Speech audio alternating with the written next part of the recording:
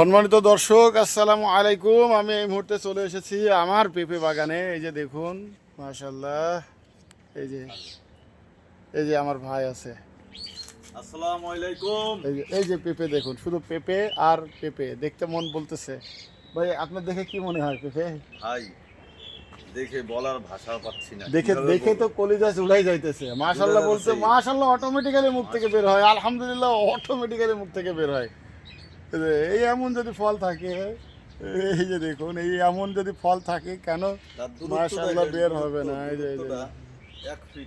বা 1 ফিট উপরেই, গাছের 1 ফিট উপরে ফল। হ্যাঁ, তো কেন হবে না? এই যে আরো হয়তো মনে করছেন একটা গাছে, এই যে দেখুন প্রত্যেকটা গাছে এই যে একটা পেঁপে পাচ্ছে, জি। পাচ্ছে, এই যে দেখেন। এটা কি পাকছে?